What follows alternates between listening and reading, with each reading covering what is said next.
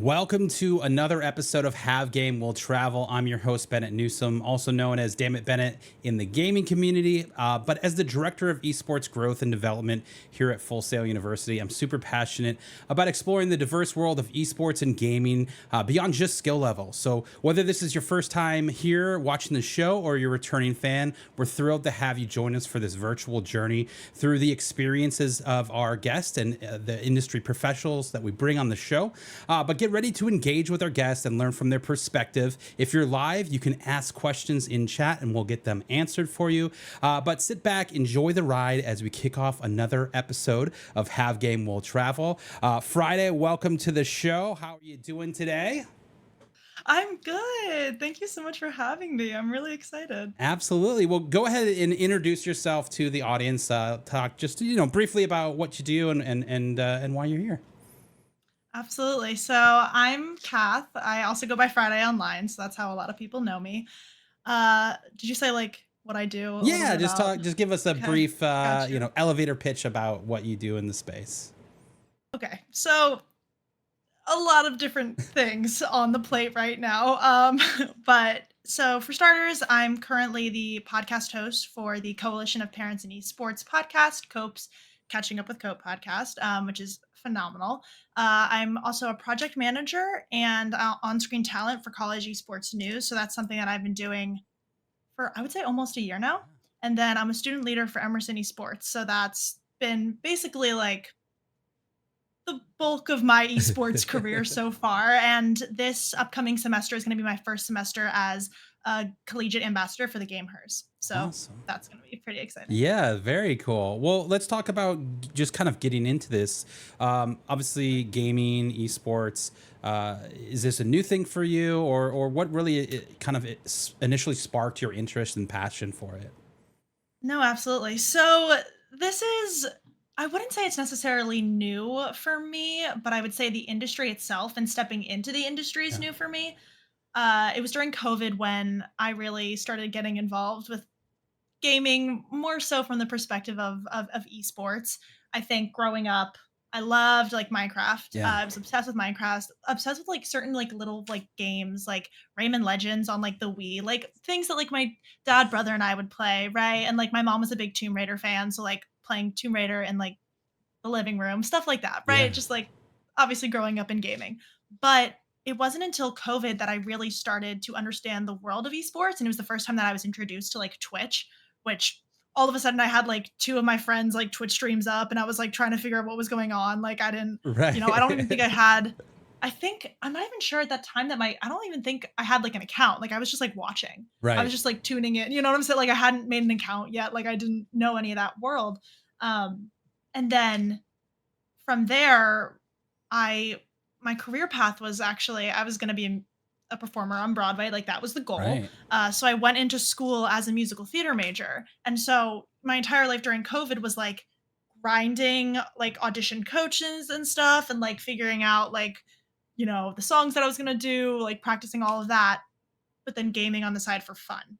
And then that sort of led me in college to keep an eye out on gaming and esports. Right. And so that really kind of kick-started, I think, that initial spark for me to get where I am now.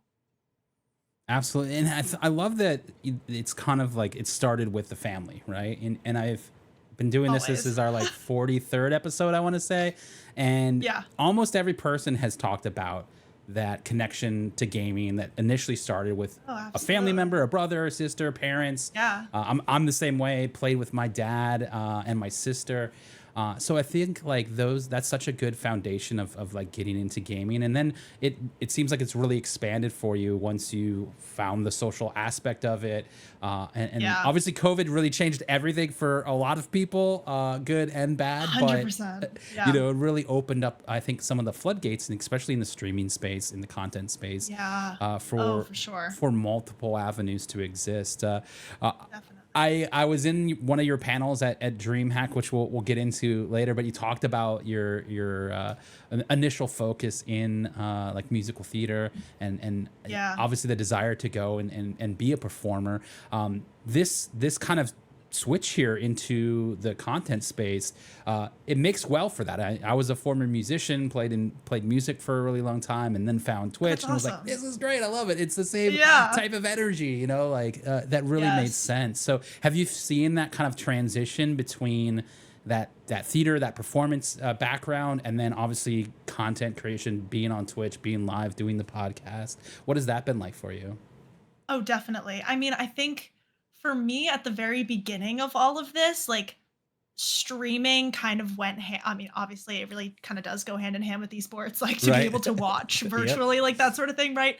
But also like the majority of what people were telling me when I first really started playing video games, like when I first really got into Valorant, like not even like when I was playing like Overwatch, like when I really started getting into Valorant, people were like, you should start streaming. Yeah. And I was like, I don't know if I can do that. And they were like, you have the perfect personality for it. I was like, you think? I was like, I had really no idea what to expect. And honestly, like I did kind of start my foundation to this industry, honestly, really did start with like attempting to stream on Twitch. And like it wasn't like I wasn't necessarily it wasn't I loved it. Like I thought Yeah. it was fun.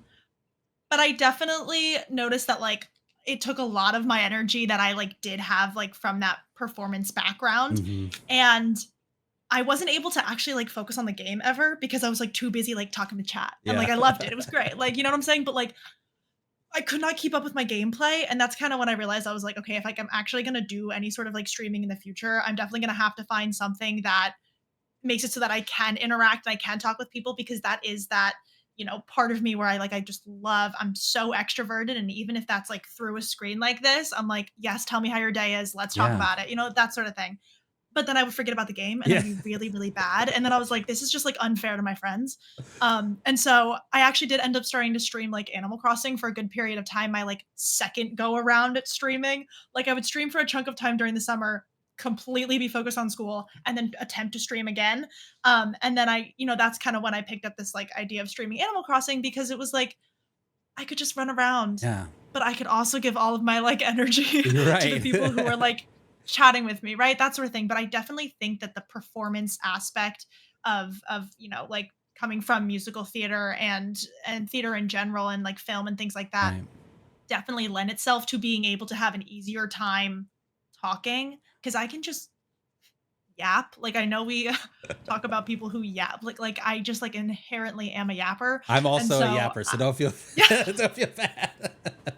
I can just like talk to myself. And honestly, like when I was playing Animal Crossing, the reason I started streaming that as the new game was because I was finding myself talking to myself. I was like, ooh, what do I want to do here? I was like, Yeah. where do I want to go? I was like, do I want to build over? And I was like, no one's listening to me right now. I was like, no one's listening to me, but they could be. But they could be, and I'd look a little less weird. So it definitely showed in the cases of streaming for sure. Absolutely. And I like what you said about like the interaction. I mean, that's such a big part of streaming, especially on Twitch, is interacting with the audience. And Yeah. and honestly, I think that's 100%. kind of the best part. Like it's very challenging to play an intense game and also keep up with that. Especially if Yeah. you're like multi-streaming to all these other platforms. Now you're doing it with 4 different chats, Ah, right? Like it is yeah. it is a very tough thing to do, but obviously you kind of learn over time. Try to the peripheral vision or whatever, but Oh, I it's like a love. skill. Yeah, it No, for definitely sure. It really is. it Like it being definitely able to helps. navigate all of it. Yeah. So talk about jumping in to esports. Obviously, Emerson was a big kind of place for you. So is that really where your kind of first foray into the industry started? Was at Emerson? 100%. So when I was a musical theater major, all of my time in class was spent on my like I would be like on my iPad or my computer like while we were supposed to be performing and like like listening and giving each other feedback and stuff Yeah. like that. I would find myself like on my like electronics a lot because I was needing to keep up with the esports org because I had responsibilities that I couldn't like that I needed to get to. And so I kind of realized during that like period when I was in musical theater, like I was like, I don't know if this is the path for me Right. because I'm so much more interested in what's going on with like esports right now than Right. I am with like class. And I didn't want it to be that way because I really love education and like I'm obsessed with my major now, which is like, let's go. But I really did just want to actually be learning things that I thought that I could apply to my life. And so when I was involved with Emerson Esports, it really opened up the world of the industry to me that I didn't know existed. And I had started as a Valorant player on the Valorant team. It was the first Valorant team that they had. That's awesome. Um, and so I started doing that, but I realized like quickly on that I wasn't made to play competitively like that. Um, I loved getting to make friends. Like Yeah. some of the people that I met then are people that I'm going to be living with this next Oh, year that's as awesome. I approach my senior year, which is awesome. Yeah. But I was like, I don't think my I'm meant to be playing this game in my free time to like work on getting better. And then like it just, I really cherished gaming as something that was a little bit more private to me at that time. And I was like, I really just like to like curl up with my Switch and just play like a cozy game. Yep. I did not really want to be like competing competitively and have to do like 2-hour practices like 3 days a week, like that sort of thing, which granted isn't a lot. Like in actual programs, like you're practicing like 5 hours a day, like, right. So it wasn't even that bad. But for me, it was like, I don't think this is it. But I did apply to be the executive assistant on the e-board.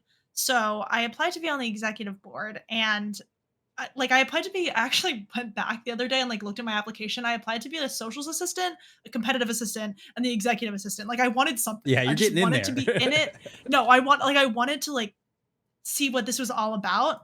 And thankfully, lo and behold, I was invited to be the executive assistant on the board, and obviously the trajectory from there is like vice president and then president. So like I had set myself up great, Yeah. but that was definitely like my first introduction to the industry itself, aside from just like gaming, like Right. competitive gaming, because it's so much more than that, and we all know that. So that was really my first introduction to it.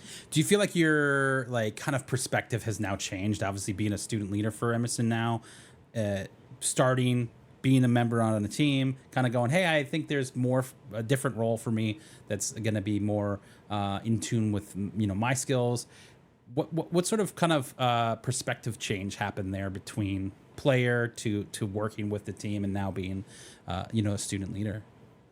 Yeah, I think something that I learned when I was a player was how much it's gonna sound so typical, but it actually like really lends itself a lot to later on when I was, working like management. But just like the amount of work and dedication that needs to go into Yeah. it and the amount of time that you really have to spend and get to know your team and be a team player and like all of those sorts of things. I'm actually really glad that I was on the Valorant team and like learned that Yeah. that wasn't right for me because it helped that when I was president and when I was having to enforce certain structures and frameworks and rules, I understood from a player perspective, like what that could feel like and what that could be like. Because I think when you're a club program and you don't have a space, like we don't have an esports space, which is kind of part of what I'm working on now. Okay. But when you don't have an esports space and you don't have like those sorts of incentives, um, you really have to work a bit harder to understand like how to get those players to actually show up and to compete and what you can give them. And so I sort of learned I don't think I would have understood or been as receptive to kind of like where they are as players and people if I hadn't done that. Yeah. And you know, I'm glad that I found the whole management thing that I really, I'm really glad I ended up where I ended up. But like, I definitely think that I had to have done that. I think in order to get where I was. Yeah, and I think that's a valuable perspective as, hey, I've been a player. I understand that takes. And now going into this role, I can look back to that and say, hey, okay, this is what you're doing. I think this is what we can do to elevate you as a player. Yeah. And you've got a little bit of that in you too. So that's huge opportunity for anybody else that's thinking about the management, maybe going in and trying to become a team member or at least competing, signing up for a tournament here or there could give you some extra perspective that you bring with you along the way, which would really help. Obviously, for you now, you've got this new podcast, Catching Up with Cope. Our very own executive director of esports, Sarah Kylan, was your first guest on the show, which we were super excited for. Talk to us a little bit about Catching Up with Cope and how that all kind of transpired. Yeah, absolutely. So it was actually during PAX is when I met some of the Cope team. So I wasn't even supposed to. I was supposed to go to PAX for one day. Okay. I was supposed to go to PAX for. I bought a ticket for one day, and that was supposed to be my PAX day, like I had the previous year because I go to school in Boston. Like Right. I don't have to go far. Like it's It's there. phenomenal. And yeah, and so I was really excited because like the vibes of PAX are always great. So I was like, you know what? Like let's do a Friday, or I think I had a Friday ticket. I was like, let's do a oh, that's my name. But I was like, let's do a Friday. Decide. And it's right, it's gonna be all everyone's gonna be buzzing, it's gonna be great, like the energy's amazing. And so I actually ended up seeing a tweet of from someone who was helping out with a certain booth at PAX being like, we need volunteers.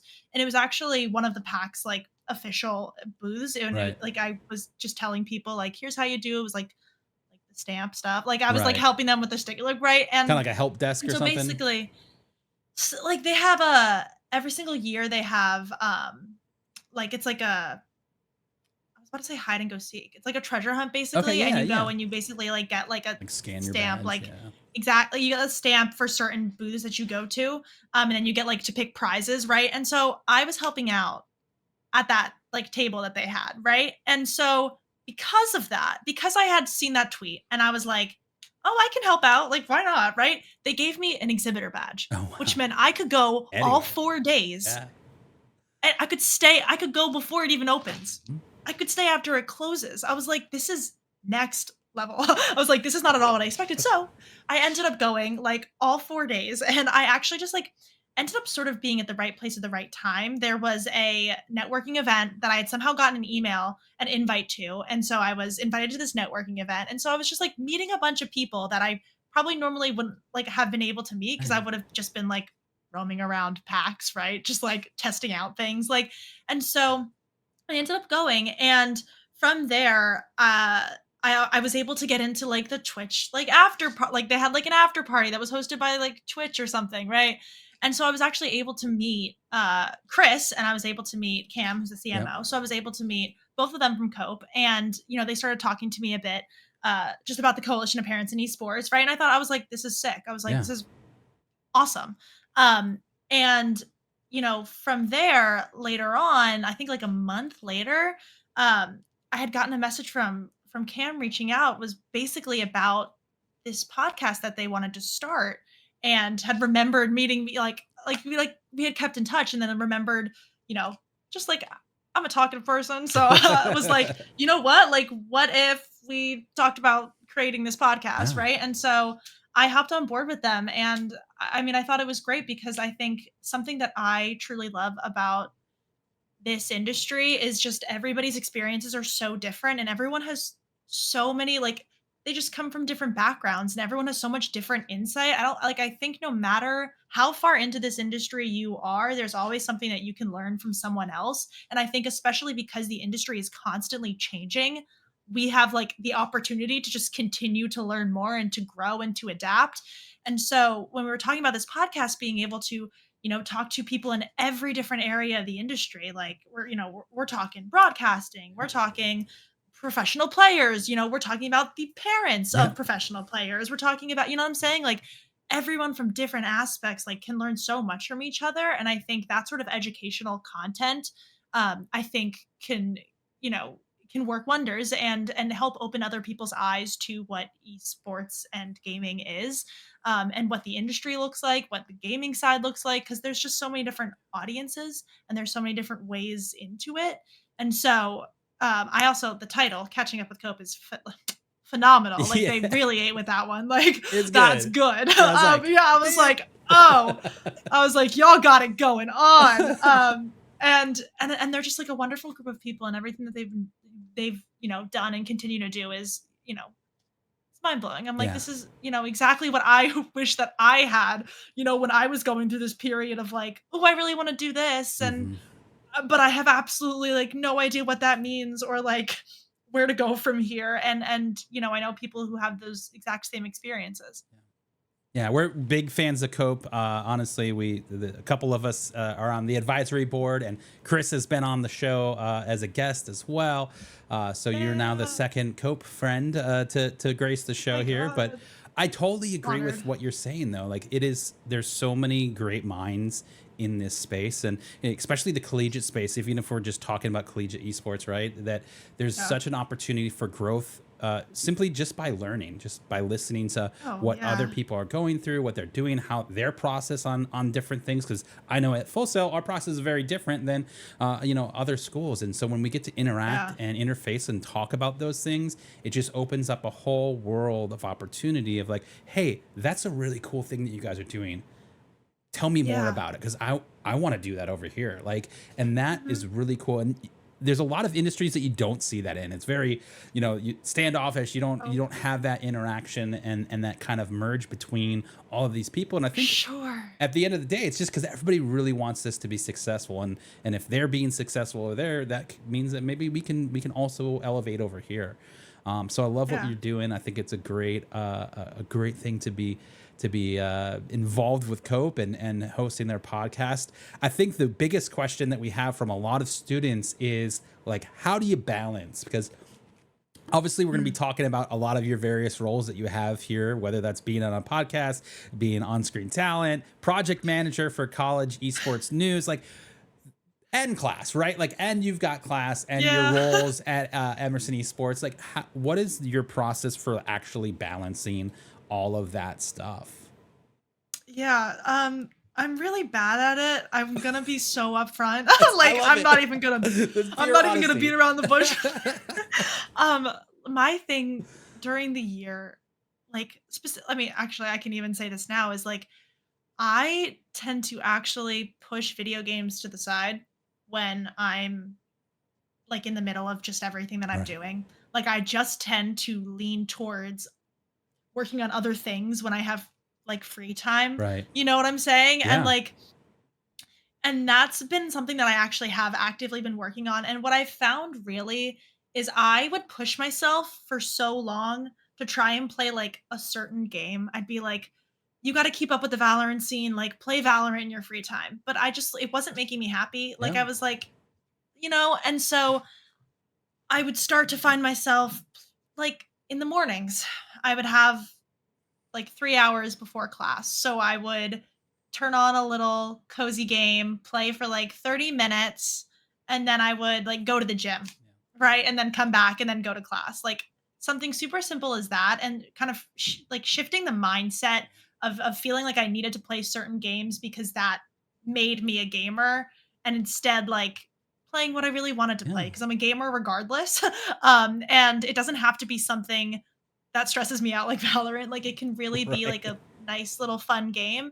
And I also think discovering ways to like just like move my body more because I wasn't dancing as frequently Yeah. from because I wasn't doing musical theater anymore. So going to the gym was like the new form of like moving my body, Yeah. right? Um and getting exercise in and stuff like that. But like it granted it is still do still struggle with not just immediately waking up and being like, "Ooh, let me just add something to the spreadsheet." Like that's not gonna do me any good, you know what I'm saying? Right.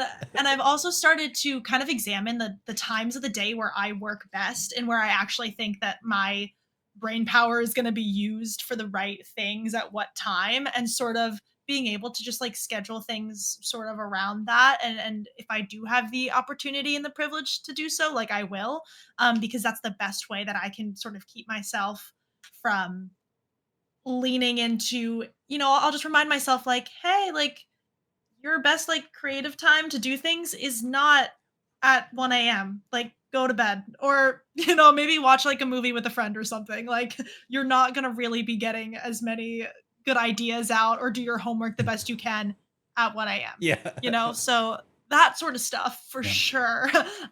Realizing that has been I think crucial to me Yeah, absolutely. in I terms love of that. The balance. time management obviously huge, right? Like that's just a fact. So And big. you're a college student, you're gonna have to manage your time effectively. But I love that Yeah.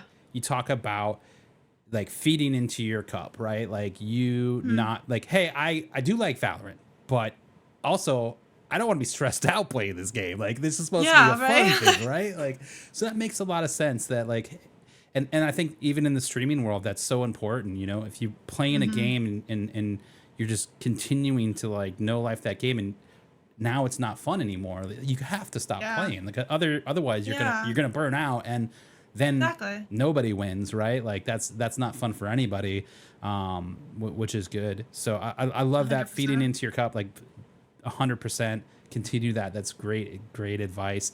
We do have our first question from chat though. It comes from Samurai Tank. She asks, "You do such an incredible job telling the stories of our industry. Do you have any advice for students on how to navigate this blended world of journalism and content creation?" Ooh. Yeah, that's a really good question. Um, I think I think honestly for me, the heart of telling other people's stories really came from the perspective of wanting others obviously to be heard. And I think what we don't have right now, I mean, at least like I know like in the collegiate space, um, we're still working like the reason I love college esports news is because we're starting to tell those stories Yeah, that students don't really get the opportunity to tell very often. And I think that there's so many different ways to be able to do so. I think when people immediately think journalism, they'll really start to just think like pad and paper, right. right? And they'll think pen and they'll think just like writing down like it's all interviews and it's all this, right? And I think that with what we're able to do with creating content is now we're really able to start highlighting experiences and stories from a different lens. And I think that that can look a million different ways, Yeah, which can sound scary, but it can also open up like a million opportunities for people to be able to find, what works for them. Whether that's like literally doing something such as like having like a stream or whether it's like creating certain types of video content like that absolutely counts as the blend of journalism and content creation is like creating those kind of like storytelling narrative videos that you see that play before like VCT finals like right. those are all like ways of blending those two things and I think it can get overwhelming because there's just so many different routes you can take but I think sort of experimenting and learning from others and seeing what other people's journey and kind of like what they did to get into it can actually help inspire you to figure out like oh like I can put these two things together taking from your major of marketing and your love for video Yeah, games like here's how you put you can put those two things together in yep. in this way and I think that's something that I'm still working on like I'm always thinking like what's another way that I can tell someone else's story or like how do I want to do this for right now and then where do I want to go from there with it.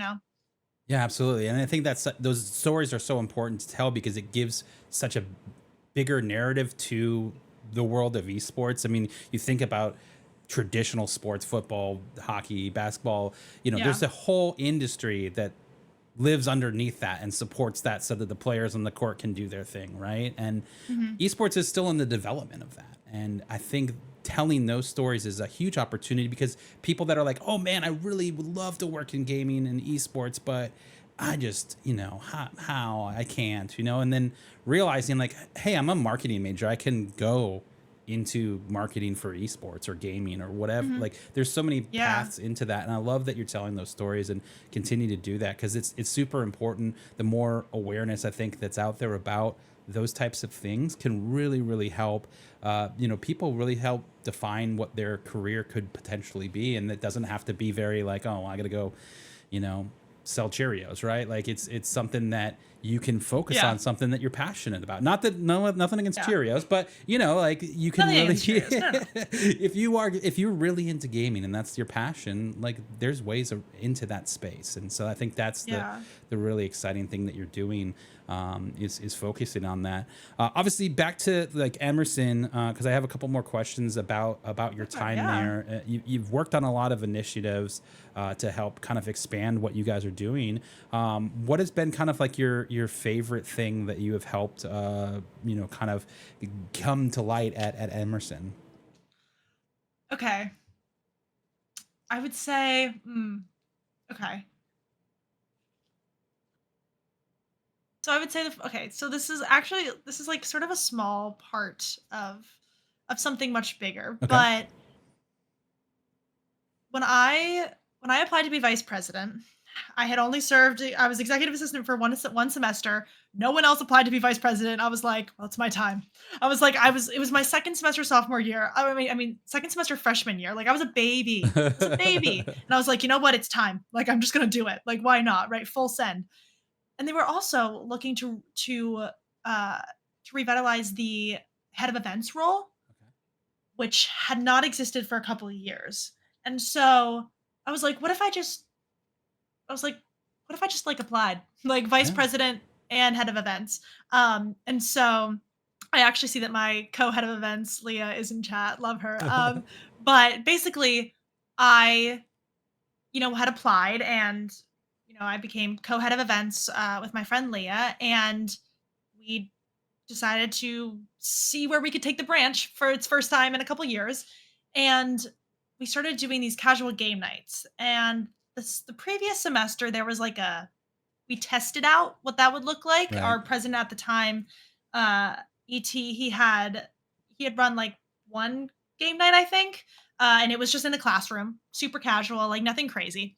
And then when head of events was officially a role now, and we were really going to try and go big or go home, Yeah. we started doing them to a bit of a bigger scale. But we didn't initially like. We just decided to move it to a larger classroom. Like we really weren't trying to like oversell. Like we didn't have Right. any catering or anything like that yet. We were just like, it's in one of the bigger classrooms that everybody knows, like 417, like everyone's favorite, right?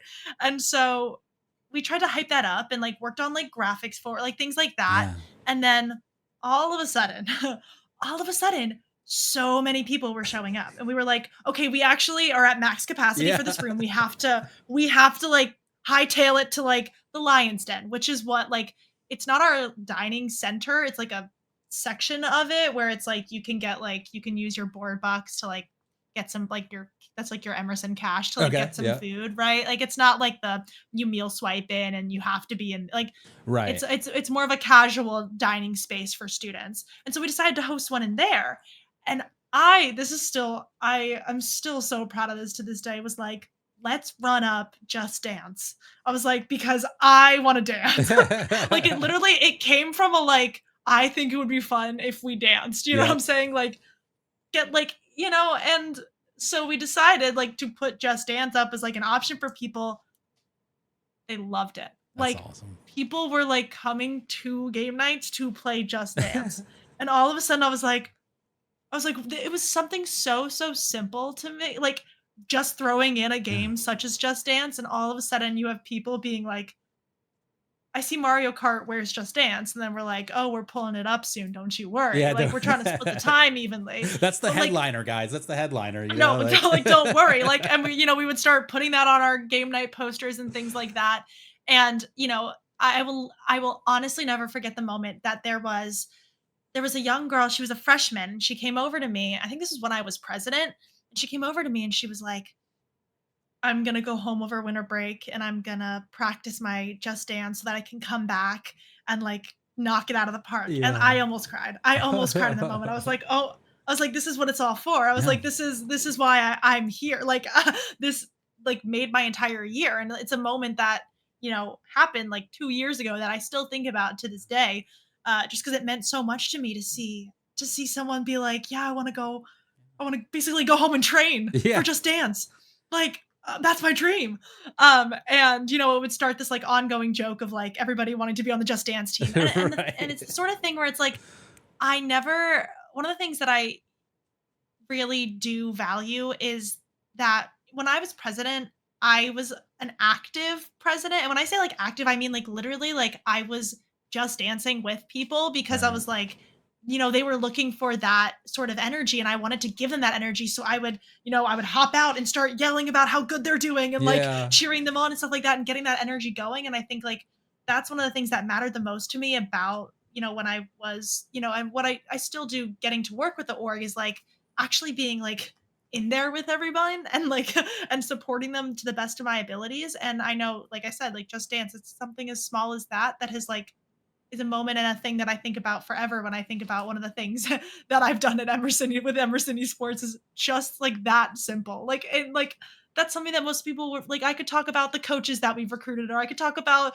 you know what I'm saying? Like the Right. numbers, but like at the end of the day, like there was a community built off of the fact that we did add in Just Dance to our casual game nights, Right. and that makes me like extremely happy. And that's such a good part of this whole, especially in the collegiate space, that your college experience, right? Like you talk about Yeah. how big of a memory this is for you, but I'm sure there's plenty of people that attended those, casual game nights that think about that as just as fondly. Man, I remember Yeah. this time in college when I did these things. Like that's a huge deal. And like the introduction, even if you're a casual player of games, to this, hey, I'm having a fun time, I'm meeting really cool people, I'm getting involved in something, and hey, they've got a cool esports team. Like that's such a good awareness bringer, even if Yeah. it's a game like Just Dance or whatever. Like that's such a cool thing. I love that story.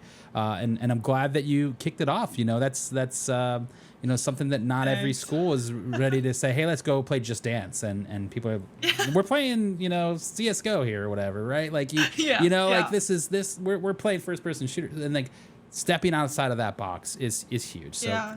I'm No, super of glad for course. I that. mean, You've had a kind of a rundown through a list of public speaking as well. mhm. You've been on a couple different panels. Obviously, I was at DreamHack, saw you speak on the collegiate leader panel, but you also had a pretty awesome panel speaking with the women leaders in gaming for Intel at DreamHack. Talk to us a little bit about that panel and what that meant for you, as someone in this industry and kind of you really getting your start here. Yeah. That was like an insane experience that I like actually probably like never could have seen coming. It was I had actually seen Kirsten who works for Intel. I had seen her tweet that was like thinking of doing this panel about women leaders in gaming, and I was like, I'm just gonna shoot my shot here and just like DM her being like, hey, I think this is a rockin' idea. I don't know like what sort of like help you need putting it together or anything, but like here's who I am and I'm gonna be there and would love to just support this in general. Um, and that's something that I've been learning to do recently is putting myself out there on Twitter. That's so simple. It's so simple, Yeah. but like that actually has been a defining thing for me just in general, is literally being on Twitter and just being unafraid to just be like, "Hey, you're awesome." Um, and so basically, she circled back around with me eventually and was like, "Yeah, we're gonna do this panel. Here's like the questions, things that you're gonna talk about, right?" And at the time, I didn't even really know who was gonna be on it yet. I was just like, "Oh, this is insane." I was like, "This is crazy." And there was going to be a tech check, and I was like, what do I expect from this? And so it was actually amazing because Herc is the one who Yeah. hosted it, and I have had the opportunity to meet her and chat with her actually like way more times than I had thought I would previously, because we had met at the Gamehers Awards. Yeah. And so it was like super awesome to like go in like knowing someone that was going to be there. I was like, whoa, this is cool. Like I'm able to relax a little bit and calm the nerves, but I was Right. still just kind of in shock. I think that idea of like that like underlying like imposter syndrome is just like next level. I was like, what am I doing up here? I was like, this is crazy to me because I never could have imagined that someone would be interested in hearing what I have to say. Like if you would ask me last year, I would say like this is not something that could Right. ever happen to me. And I was really excited to hear what all the other women had to say because we all come from different areas, whether it's it was content creation, whether it was like whether it's like for a specific game like Rocket League, like Widow is like a Rocket League streamer, so it's like she really keeps up with all of that. So that was one area, like we all came from sort of different backgrounds, and so I was really excited to hear them speak. But then actually like and being there was insane, was just like next level crazy for me. I've never, and I think just being able to all support each other, there was just so much love. Yeah. There was so much love. We were all like interacting with each other on socials. I was like, this is so crazy. And everyone was so lovely. And it was just like, one of those things where I truly had to sink into the idea that like what I have to say matters and that like I am here for a reason, And even if I don't like wholeheartedly believe it, I'm just gonna do my best to do my best, you know? So that was that sort of experience for me. Yeah, that's huge. And I like this because this is honestly a reoccurring kind of mindset on Have Game Will Travel with all of our guests is, hey, I just shot my shot, right? Like Yeah. you took a chance, it Yes. was a risk. Who knows what's gonna happen, but you did it and it worked out. Maybe that the Yeah. shots don't always work out, but like time after time with guests, they've all talked about, oh yeah, I saw this thing and I was like, hey, I'm gonna apply. Well, I probably won't get it, Exactly. Like, and the then I worst get they can it. say is no. Exactly. The worst that someone can say is no, and Yep. that's not I think I've come to learn that, like, that is not gonna be the defining moment in your like, you are going to I've really started believing in that idea of, like, one door closes, another door is gonna open, and I know that it's so hard, especially with, thinking about, like, this job market and what's going on in the industry, it's really hard to see that. Yep. I just know that, like, I've started to just let myself just try and explore what that means. You know what I'm saying? Yeah. Like, I'm gonna have to shoot my shot, and if it's a no, it's a no, Yep. and that something else might be able to come my way. So that's that mentality that I sort of have to go with. Absolutely. And even if it's a no, sometimes that no can turn into a yes down the road. You know what I mean? Like Yeah, exactly, you're on their radar now. Like they didn't know you exactly, existed. Now they do. exactly, And hey, this guy hit me exactly. up one time, like maybe I can see if Yep. they have this expertise in this area or whatever. Like Yeah, the conversation is now open, right? a So million percent. And it soup was that way for like theater too. yeah. Like it's always that way. Like Yeah. if you don't book the show, most times the directors like they're gonna remember like, they remember more people than you think. Yeah. And, like, if you show up to their next audition, their next open call, chances are they're gonna remember you. They're gonna remember the face exactly. Here's a great question from Queen of NACL. She asks, "How do you cope with that imposter syndrome?" Ooh, not well. All of my answers to everything, I'm just like, "Ooh, not good." Um, honestly, I think I'm trying to put a lot of trust in myself, Yeah. and it's not it's not an easy thing to do, I will say. And just I've really started to believe that like every single person in this industry and in life, like we are all so different. Yeah. And, you know, when I talk about like earlier what games I played that I felt like I needed to play versus what I wanted to play, those like little, even those little small decisions make up who I am. And I think those sorts of things are so important. And if, like I said, like if like this is a given, but if we were all the same, then like there would be like absolutely not like there would be nothing of substance in Yeah. life. You know what I'm saying? Like we Right. all have to be different for a reason.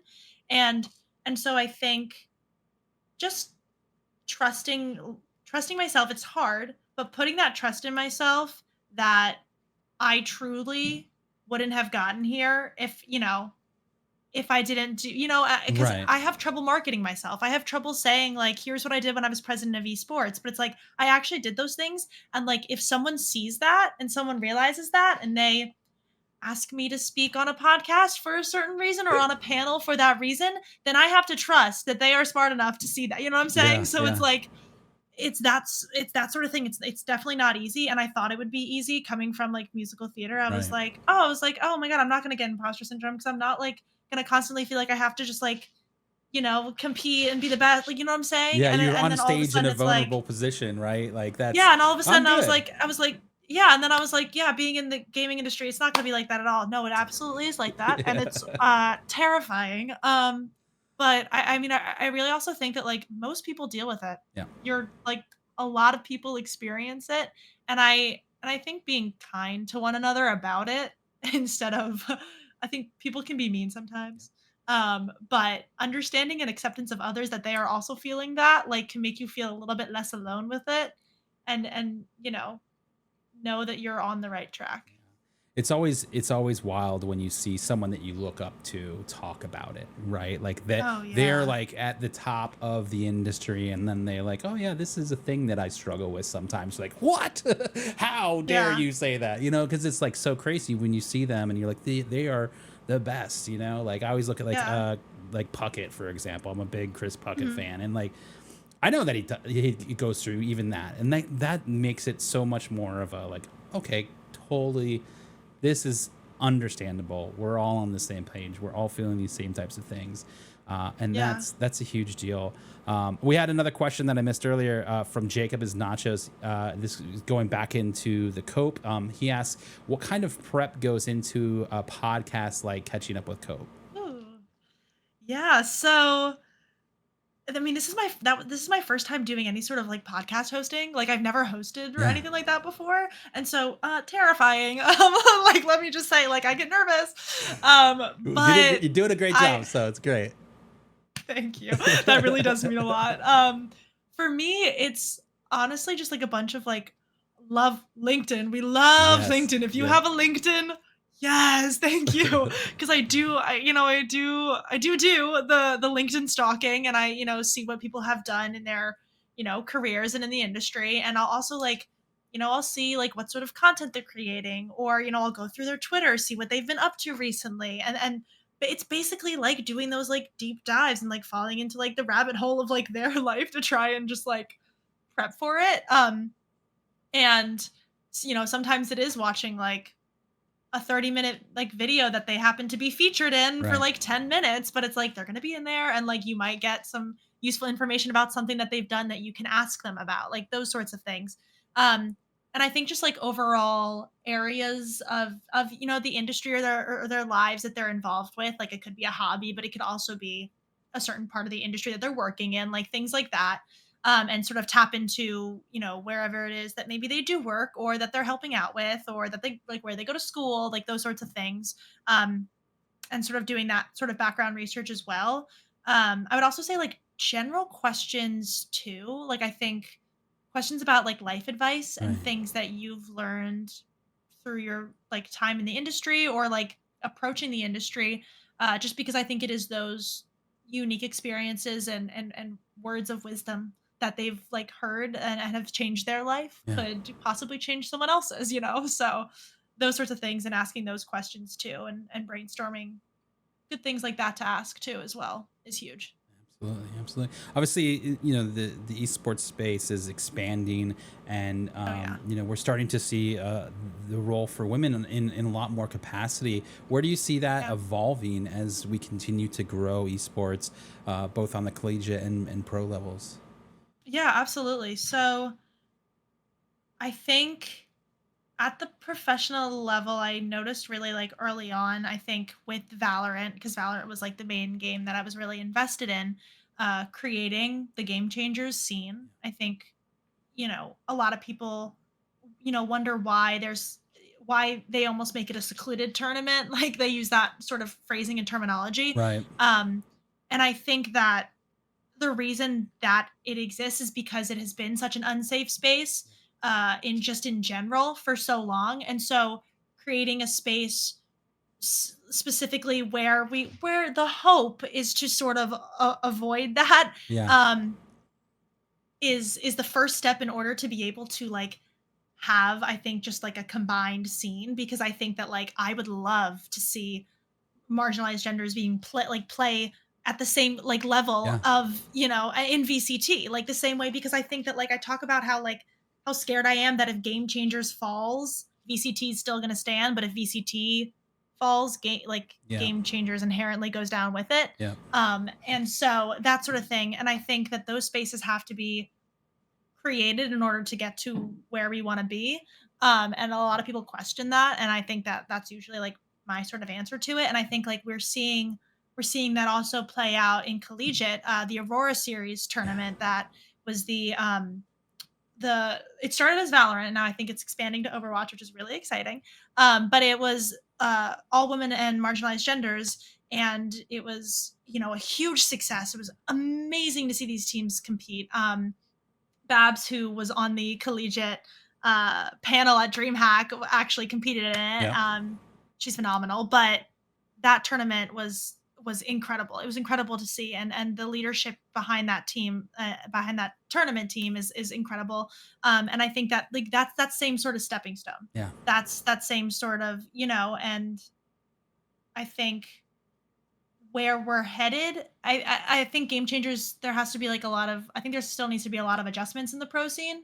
But I would say that we're really starting to kick things into gear in collegiate, and hopefully maybe the pro scene can take a little take a little hint from that. Yeah, But it really comes down to all of us as a community and how we treat each other and respect each other, and that still needs work.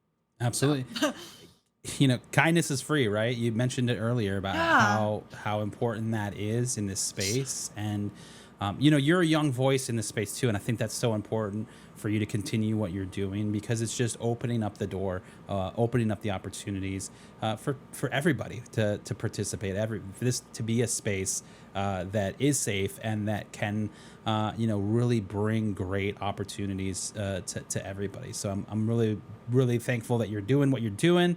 Obviously, we want you to keep it up. So, with Yeah. that being said, we have about 10 minutes left. So I want to jump and kind of switch gears for a second, talk about some more industry related things. One of the things that you talked about, like asking good personal questions. I think one thing that kind of goes into that, like imposter syndrome, but also that networking side of things, is what sort of Mhm. strategies do you use to build relationships and connect with other people in this space? Knowing that Yeah. you feel maybe like you're an imposter in the area, or like what sort of things do you do to really try to build those relationships and connect with others? Absolutely. I mean, I think for me, my intent when I connect with other people is to really learn about them and to learn about their experiences and what they have to say. And I think like it's really hard for people to not just like spam click connections on LinkedIn. Um Yes.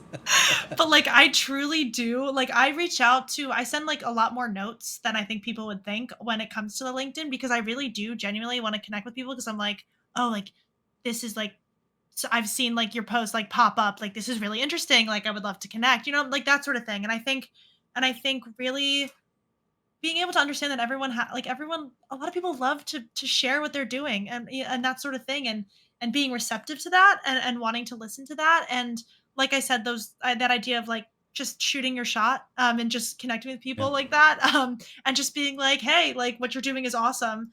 And I think something that I really do a lot more than I even like realize is like I really do just like I love just telling people that they're doing great things, because I think a lot of the times people don't tell them like what you're doing is awesome. Yeah. Like this is so cool.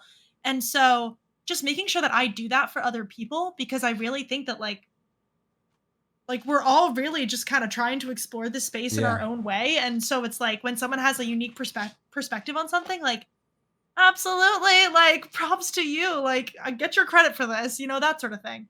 Um, and so just keeping that constant communication of supporting and uplifting one another and listening and being there to be like, "Oh, yeah, like, I totally hear where you're coming from, here's my input." Like, that sort of thing, I Yeah. think is huge. I love that. And it is important. Like I think the key thing you said there is like listening, right? Like Yeah. hear their stories, listen to their stories. A lot of times so many people are so excited to talk or like they're thinking of the next thing to say and not really actually like immersing their Absorbing what's yeah, like yes, absorbing it, exactly. right? Like that's such an important thing because there's so much to Yep. learn. And Mhm. people that have come before you have a lot of information that is valuable, and if you can soak that Yeah. up, that's huge. It's huge. So I love your answer, like listening, right? Like that's such a Yeah. good that's such a good part of that. Thank um you, yeah. Obviously we haven't really talked a whole lot about it, and I do want to make sure that we touch on it before we go here. Collegiate Esports News, talk to me a little bit of just about your role there and what you're doing with that organization. Yeah, so like some other opportunities I've had, Twitter was the start for me, for College Esports News. They had put out a post just being like, "We're looking for volunteers in these areas," and I was like, I really wanted to dip my toes a bit more into project management after like coming off of my presidency. I was like, I still want to, explore what it looks like to, help lead certain projects within a team like that. And so I was like, I can do some of this stuff if you need people still, like basically, right? It's a short version of it. And, so they brought me on and I started working on some of their, Valorant content, like their videos and stuff like that. And it was like a learning curve of learning how to how everything functions within, their organization. But that entire, like, everybody, that entire team, the executive directors, like all of the editors, all the writers, all the on-screen everyone is so amazing and so understanding, and they're so passionate. They're so passionate. It's beautiful. And I think that's really what sets College Esports News apart from just so many other organizations. Is just that passion is so there. And I was so blessed to be able to have Sheridan on the Catching Up with Go podcast, because she's just like, she is just a powerhouse in this industry and a game changer. And so it was like phenomenal, really, to be able to dig into that with her, having come from like working with them. Yeah. And now I do some more on-screen stuff, but the bottom line is that, like, just kind of working through that organization and helping produce videos for, like, with them Yeah. that can help uplift other colleges and collegiate teams and people is just like beautiful. Love it. Last but not least, talk to us about the Gamehers Collegiate Ambassador Program that you're now part of as well. Yeah. That's like the So newest addition, right, to Friday? yeah, so yes. So we're really going to be kicking this off. Like, the program's going to be kicking off really in the fall. And so, right now it's a lot of just like mingling with the other ambassadors, the Yeah. other collegiate ambassadors, and getting to know the way that the organization kind of runs, and a lot of like the behind the scenes stuff like that, like different opportunities that could be coming our way that we can represent the Gamehers.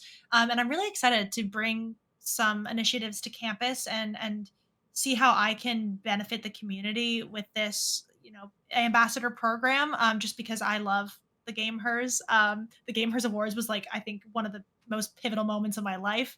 Um, just being there in that sort of community, I think already off the bat, just like the people that I've been able to meet through the Gamehers, like just that in itself has already helped spark, inspiration and made me feel more accepted, in the space already. So it's like just starting off from there. I cannot wait to see what this upcoming semester and year is going to look like.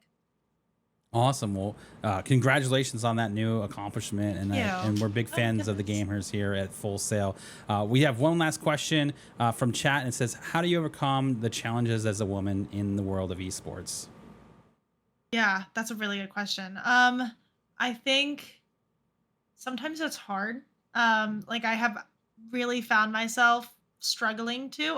My answer to all questions is like, oof, oh well, can't do that. But like, Yeah. Hey, it's um, realistic. It's honest, right? Like, I actually talked about this, I think, on my panel, on the panel for Intel at DreamHack. But really not apologizing for being me and for being in this space and for doing what I'm doing. And I think it also goes back to the imposter syndrome.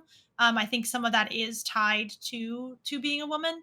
And you know, knowing, trying to tell myself that I have a place here. And I think, one of the things that I try to do when I face challenges is think about the way that it makes me feel, because from there, if I can help eliminate that for someone else who might feel the way that I'm feeling right now, that's gonna that actually is gonna help me. If I can help prevent this feeling for someone else or minimize it to some degree, like that is one of the best things that I think I can do. And so, unfortunately, it's like the that feeling of sitting in it and being like, "Yeah, this sucks." yeah. Like, "This is not great," and being like, "How can I make this better for someone else?" Um, I think is one of the ways that I think that, like, I can tackle those challenges the best. Yeah, I always think of like leaving it better than you got it, right? Like, and I Yeah. think that's such an important, especially in the collegiate space, because you may move on to a different program, you may be a director at a different school in 5 years or whatever, Mhm. right? Like, but leaving the Yeah. space that you're at better than when you got it for the people that are coming through is such a huge thing, and that's like what you're saying, sitting in it, like, hey, I'm gonna. It sucks right now, but I have to be here because I got to figure out how to make it better, right?